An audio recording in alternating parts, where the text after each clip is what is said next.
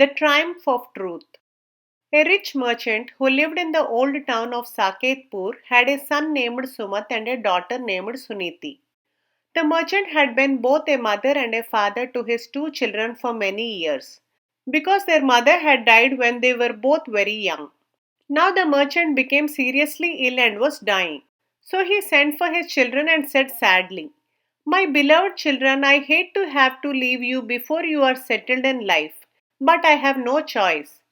Sumat, fortunately, my childhood friend Lakshmigupt, who lives in the city of Sripur, has promised to take you under his wing.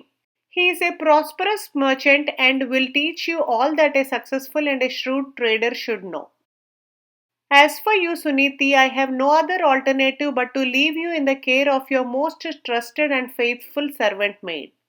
Your brother will visit you as often as he can, and I hope that he will be able to find you a suitable husband very soon." After the merchant died, all his affairs were settled by the family lawyer. The remaining capital was wisely invested in properties which would increase in value as time went by. Sumat, satisfied that his sister was well taken care of and comfortable, left Saketpur for Sripur, taking a portrait of his dear sister along with him.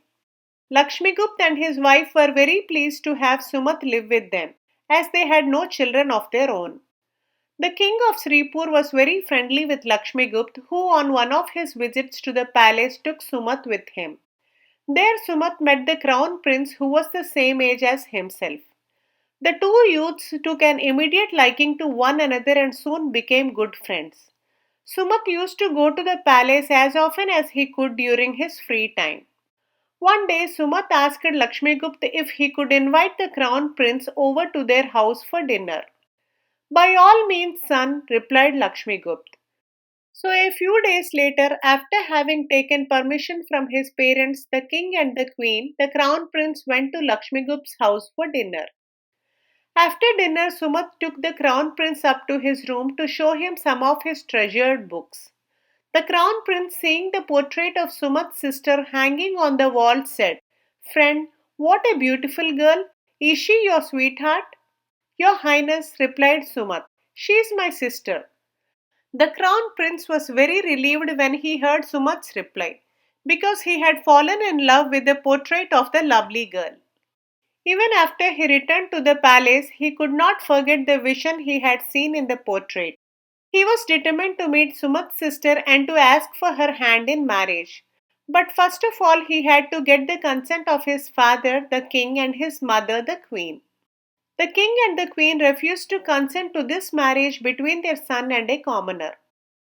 Many of the rulers of the neighboring states had daughters of marriageable age and were very keen on forming an alliance with the kingdom of Sripur. This made the crown prince very unhappy. He lost his appetite and nothing interested him anymore. The king and queen were very worried about their son and finally they sent for Lakshmigupt and Sumat. "Prince Pratap wishes to marry Sumat's sister," said the king. "Have you any objection, Lakshmigupt?" "Your Majesty," answered Lakshmigupt, "on the contrary, both Sumat and I are overwhelmed with the prince's desire. Suniti is indeed a very lucky girl to be sought in marriage by your son, the crown prince." The king next sent for Nag, his minister, and told him to make all the necessary preparations for his son's forthcoming marriage. When Nag discovered that the bride to be was Sumat's sister, he was very upset. Nag already knew that Sumat had a sister who was not only wealthy but beautiful too, and he had decided to marry her to his only brother who was a never do well. Now he planned to do everything that was in his power to try and prevent this marriage. Nag went to the king and told him that Sumat's sister was in love with him and had promised to marry him. The king immediately summoned Lakshmigupt and Sumat and said angrily, "Why did you not tell me that Suniti has already given her love to another man?" "She has done nothing of that sort, your Majesty," replied Sumat. "Yes, she has fallen in love with me," declared Nag. "No, your Majesty, she has most assuredly done no such thing. I am so confident that what I say is true that I am willing to forfeit my life if I prove to be wrong," challenged Sumat. "Very well, Nag," granted the king. If you can prove that what you say is true, then Sumat shall be condemned to the gallows. Nag set out for the town of Saketpur at once and arrived there the same evening. He soon found Suniti's house and knocked loudly on the door until the watchman came and opened it. I have come to see the mistress of the house, said Nag. Her brother has sent her a letter through me.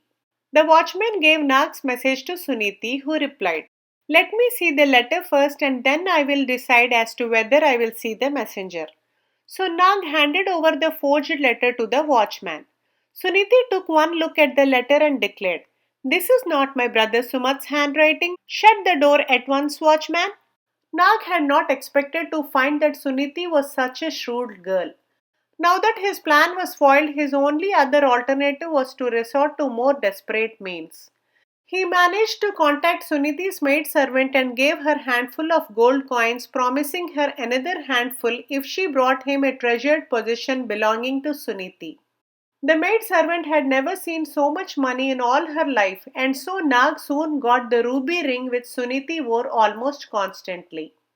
Triumphantly, Nag returned to the king and holding up the ring for everyone to see, he declared, Here is Suniti's love token to me. The king sent for his friends Lakshmigupt and Sumat and showing them the ring, he asked, Do you recognize this ring? Yes, your majesty, replied Sumat. This ring belongs to my sister Suniti. The king shouted, This is the ring that your sister presented to my minister Nag as a token of her love for him. Take my life, your majesty. It is no longer worth living now that the honor of my family has been tarnished, cried Sumat. Sumat was placed in a solitary confinement and condemned to be hanged a fortnight hence. In the meantime, Lakshmigupt went to Saketpur to see Suniti. He told her that Sumat was to be hanged in a few days' time and the reason for it. Suniti could not believe her ears when she heard of Nag's deceit. She put two and two together and realized that the visit of the stranger from Sripur and the loss of her treasured ruby ring were part of the conspiracy. Suniti went to Sripur with Lakshmigupta to see the king and to disclose to him the deceit of his most trusted minister and to free her brother Sumat. Who are you, maiden? Asked the king, and what brings you to my court? Your majesty, replied Suniti, your trusted minister is a liar and a cheat. Because of him, an innocent man has been condemned to death. This bold hussy is lying, your majesty, protested Nag the minister. I have never even seen her before. Did you not tell the king that I am in love with you and that I gave you my ruby ring to prove it? Screamed Suniti. Young woman, demanded the king, who are you? I am Sumat's sister Suniti, answered Suniti. Nag realized that the game was up and tried to escape from the court through a secret door which he sometimes used. But the king foiled him in his attempted escape by ordering his royal guards to seize his minister.